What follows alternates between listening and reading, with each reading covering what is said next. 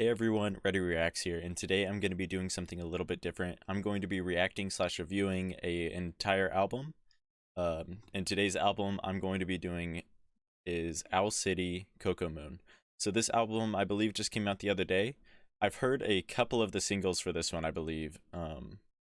But yeah, I wanted to listen to it, and I figured I'd make a whole video on it. This is a little bit experimental. I hope you guys enjoy it. It'd be awesome if you did.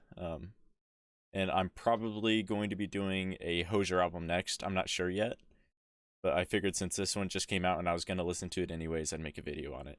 Anyways, I'm going to get straight to it.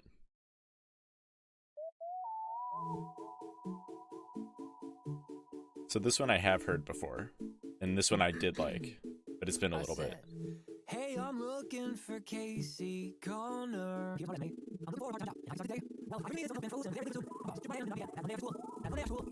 So thank you.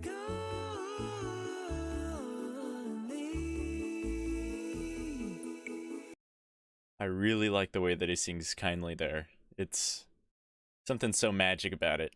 It really sounds like Owl City right there. There it is again.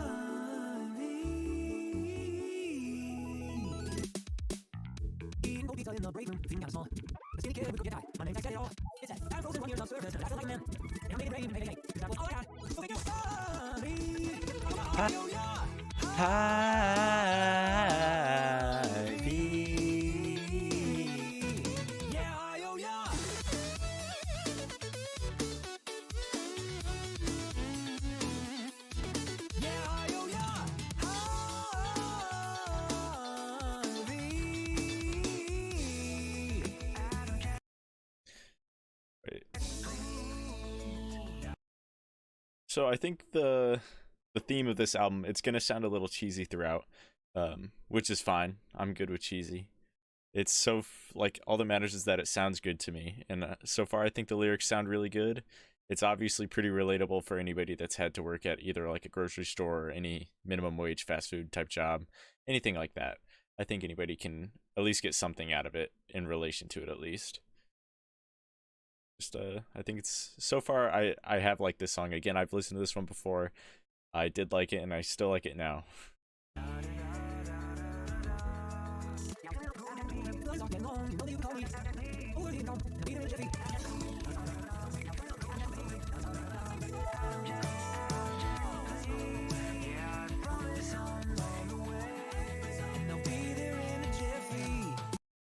I really like the vocal effects he uses too in this song, like the help is on the way in the background. I like the vocal effects for that, and then of course the main vocal effects for his like the main stuff that he's saying in the foreground rather than the background vocals. I like it all really.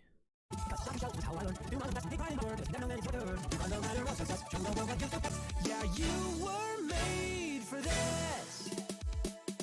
Hey, I'm looking for Another switch up. Connor. It seems like yesterday. I just want to say, God bless the helpful smile in every aisle. I couldn't ask for more. Is that the slogan for Hy-Vee? Helpful smile in every aisle? That sounds really familiar. I think it might be. Glad I got my first real job working in this grocery store. Something about calling a minimum wage job a real job. I don't know. It sounds so off. Like it is a real job, and I would definitely consider it like my first real job working at a fast food place. It just sounds a little funny to like call it like specifically to say it's my first real job.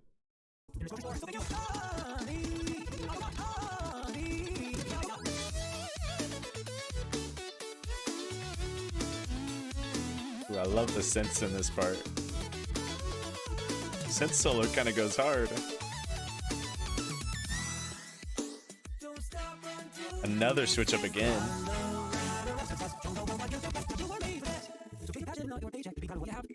And put in the work until your signature becomes an autograph. Yep, that's what happened with him. Adam, check, please.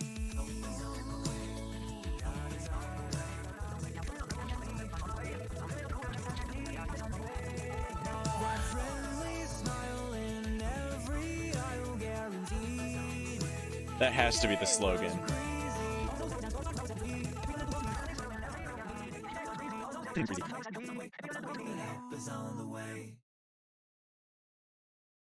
So that was Adam Check Please, first song on the album.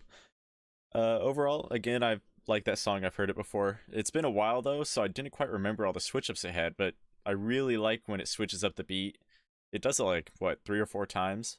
Each time I think it changes it up enough to keep the song so like it can be like a 6 minute song and like not get boring. Because the last thing you want is to have a 6 minute song that gets boring, because then it's a drudge to get through. Again, it's a bit cheesy, which I think the rest of the album will probably fall in line with that. Not an issue with me. I understand why some people wouldn't like that though. And I think that Owl City, I think he knows. I think he's kind of going for that cheesy feel, like, because it's so simply relatable. Like, obviously, most people have gone through that. I don't know. Overall, I like that song. I'm gonna go on to the next one. Okay, so this is Under the Circus Lights, second song on the album. I haven't heard this one before. Once upon a summer, a traveling circus came to town from the land down under. In the dark of the light, that girl was raised by a butterfly. I stared in mind how I had almost right, and under the circus lights, I must have fallen in love that night. Lighter. Okay, I think that might be the chorus. So far, I thought the first part was alright. Nothing too crazy. Talking about, well, he saw like a trapeze girl, on like a circus flyer or something, and she caught his eye. And then I don't know if it's in the perspective as him as like a kid or a teenager. If I had to guess, it's probably somewhere in that range, or maybe a young adult.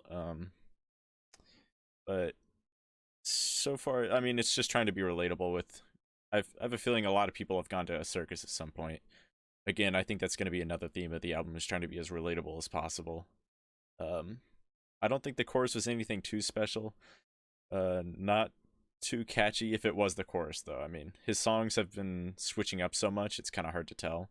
At least the first one, and I know the other single, I'm pretty sure switches up a good amount too. So not too bad so far. What a display of rosé poetry. What a majestic menagerie. I can't tell if he has a feature or like a female singer in the background, or if he's just messing with his own vocals through like autotune, or maybe not autotune, but like editing them to sound like it's a girl like that's singing with him. I can't tell. And because I don't remember seeing a feature on the album, but I don't think I looked like super closely for features, to be honest. So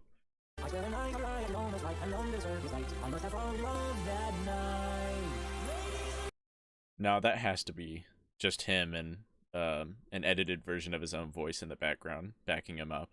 There's no way that's a feature. I wouldn't think so, at least.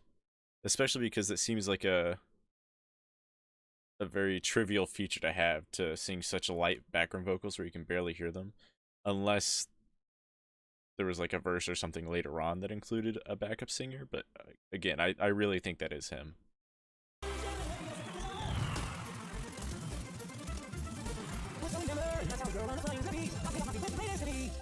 And then with a charming sweetness, she smiled and waved and took a bow for a crowd stunned speechless. And I was charmed to pieces when the girl on the flying trapeze magically dissolved like a song on the breeze. Ooh, that was nice sounding. And simply broke my heart with the greatest of ease. Dang. That by far was my favorite part of the song. I think it outdoes the rest of it so much. I didn't like the in between part where it was kind of like giving a circus atmosphere, like it had all the cheering and stuff. It sounded a bit odd, even with what he was trying to do. And again, the beginning was fine. I thought the chorus was a little underwhelming, but that part right there, that might make up for the rest of the song just kind of being okay. I really, really like that piano part.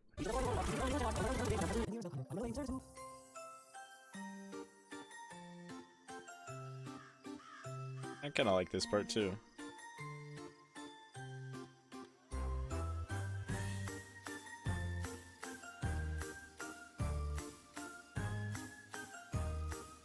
This kind of reminds me of Gravity Falls, like the whistling and the songs in that show. And a train? Okay, so that was Under the Circus Lights. I think overall, I thought that the piano might save it, and then that last little bit for me. But when I'm thinking about it, I I don't think this song is really for me. It's fine if it's for you though. I can understand why people would find this appealing. Again, I just thought the chorus was underwhelming. The verses were like all right. The little like circus part in between, or was just like emphasizing the atmosphere of the circus with like cheering and all of that. That sounded a little off to me. It didn't quite fit in. Despite it being a song about the circus, it didn't quite fit right for me. But again, that piano part almost carried the song through for me. And then the last little bit with like the whistling and the carnival tune to it, I kind of did like that part too. So overall, it was just it was okay. It wasn't too bad. So this is Kelly Time. This is the other one that I've heard on this album. After this, I don't think I've heard of any or heard any of the other ones. I don't think I've heard them at all, actually. This one I know I like. It's so far by far my favorite song. Anyways, I'll get into the reaction so you can see how I feel about it. I'll just be talking about why I like the parts kind of on the way.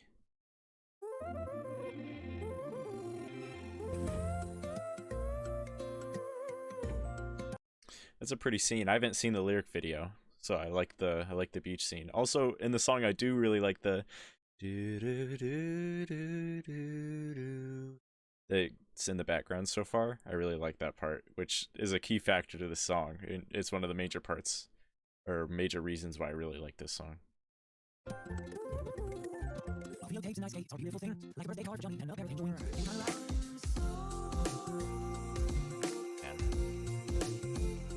I really like this part too. This is one of my favorite parts in this song, where it's like, I'm sorry, or whatever. I like when he sings it like that. Also, after listening to it, I found out this song is heavily inspired by that movie.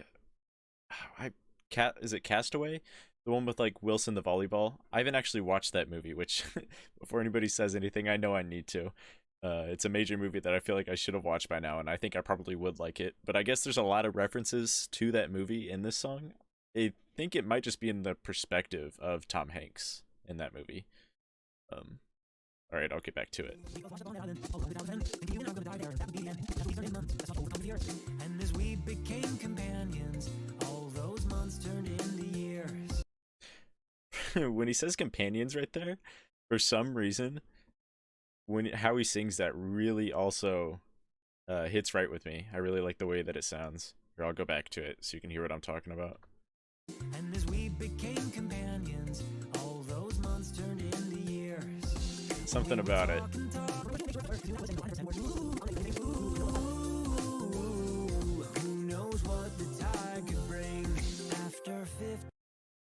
The chorus for the song, again, I think it just hits right.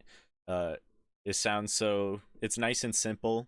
It sounds so sweet. It's let me go back to it. Who knows what the tide could bring? Ooh, yeah, I'm ready for anything. Yeah, and I really like the synths in the background for it too. Although that goes for the rest of the song too, but they're extra noticeable on the run in this part because it's kind of stripped back a little bit. At least for me, it kind of sounds like that. And again, it goes off of that part in the beginning that I was talking about, except for it's like he's singing words instead to go with that sound rather than it just being a synth. Well, you and me went on a journey full of tragedy and pain, but I'm great. Ooh, there's like a flute or something in the background of this part. I also like that. I don't even want to try to make the sound of it. It's very faint in the background. Not even like super faint, I guess. It fits perfectly into the rest of the song, though. Go back so I can play again. On a journey full of tragedy and pain, but I'm grateful I was with you through the sunshine. Hey Kelly, are you there? Pick up. I know I said I'd be back, and like that, nobody knew where I was at. But Kelly, I never should have gotten out of the car. So I don't know if I should consider this more of a verse or a breakdown, maybe a bridge, maybe a little bit of each. Either way, I think, again, it fits so well into the rest of the song. It's kind of meets that, what I was talking about earlier is either with the first or second song. I was saying that he kind of like switches up his song in the middle of it a few times. I like how he switched it up here too. He just does it, the way that he does it, it tends to fit pretty well, at least so far. Maybe not with the Carnival one as much, but the first single and this one, I think this is the third one now on the album. I think he does it really well with those.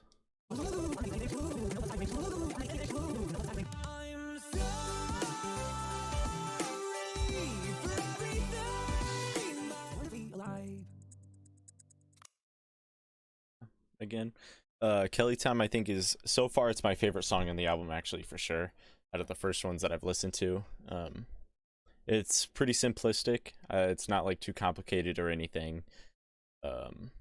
Again, I like the way he switches it up. His voice is really, I feel like it really shows in this song. I think it's more more noticeable, like on how good it sounds, at least in my opinion, of course. Either way, again, I think it's my favorite on the song. I don't know. I hope that there's more songs like this on the rest of the album. And it looks like I've messed up and realized that I've had the volume too low. Hopefully it's not too bad in the video. I'm going to turn it up for the next group of songs. Okay, so this is Field Notes, which is the fourth song on the album. I haven't heard this one. Along with the rest of the album, I don't think I've heard any of them. Anyways, let's get straight to it. I want to listen to it. We were heading on home, diesel me down the road way out in the country. So lickety split, I crashed through the fields, chasing after that hound. Now the heels when we over the edge of the deep ravine. As I the bank now the middle of a field is a pretty odd place to find some kind of trunk or a chest or a crate. But buried under the earth, I saw a corner exposed. Now there wasn't a map or no key, it's done just wait for me if I was supposed to find it there right in the nose. Okay, so far I don't think this one sounds too bad. If that was the chorus, I liked it. I wonder if this is another reference to another movie or book or something, because it sounds, the story that he's telling sounds like it's from something like that. Also, I noticed the same background vocals from one of the songs a few songs back is like, it's here again.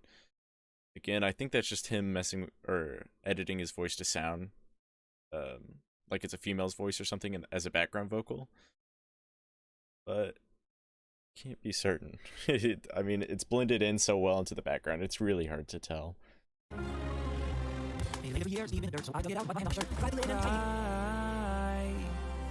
Big golden bricks with a shimmery sheen, they were a staggering sight. There's another to switch a poor up. boy like me.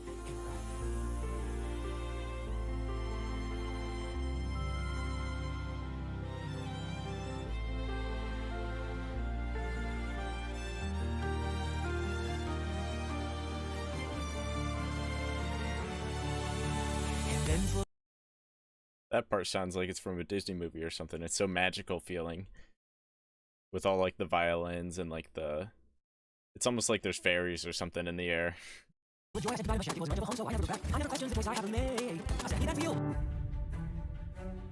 Weird. There's another one of these odd switch ups.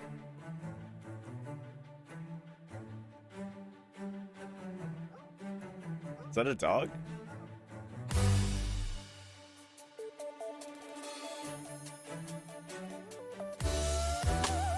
Oh, okay.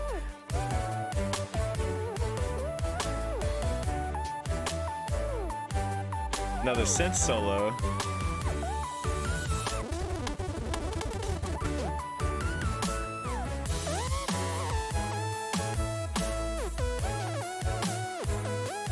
Yeah, this part kind of goes hard.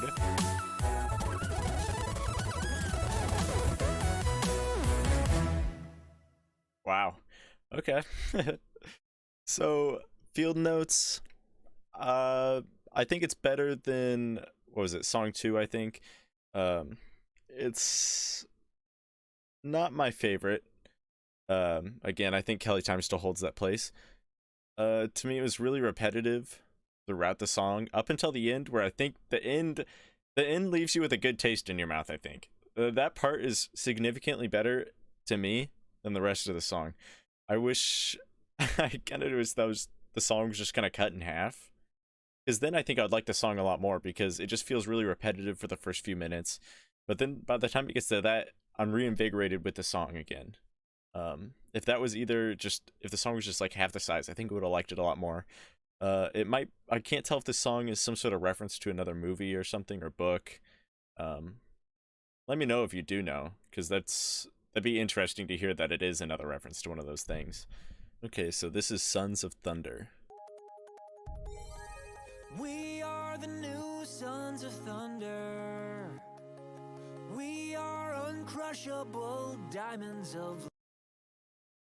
I don't know if it's going to come through the same way for you guys, but in the song, there's like the synth really coming in my right headphone. It's like kind of pulsing in and out over and over again.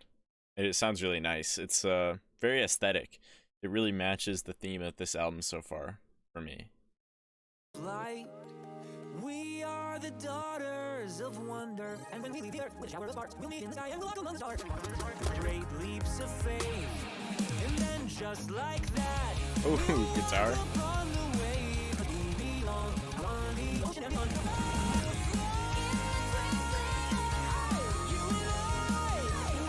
That's that background vocal again, right there. Let me go back to that. Right there.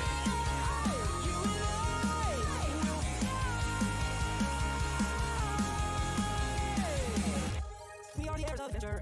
We are explorers of wonderful world. We are the sunrise and beyond.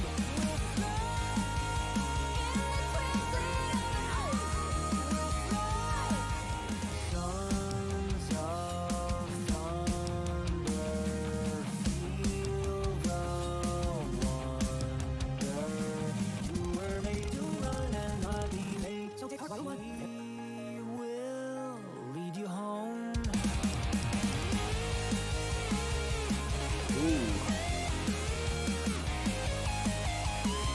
Yeah, we serve a God who loves us to death, no matter what we've done.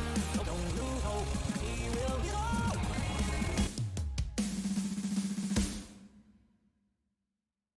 Okay. That was a weird one. I thought the verses were kind of just, they were mediocre. They weren't like anything special. The chorus though in this one I feel like is a lot better than some of the other ones on this album so far. Or the hook, whatever you want to call it. I thought the guitar was a little while I do love guitars a lot of the time, it felt really abrupt. It threw me out of it for a second. But then I think as the song went on, it blended in a lot better, and it took its place in the song, and especially in like the chorus after the first one. Not too bad. I think it's better than some of the other singles on this one. Yeah, as a whole, I think I like that one. Although I thought it was weird too, because it took a weird religious turn at the end, which I just wasn't expecting.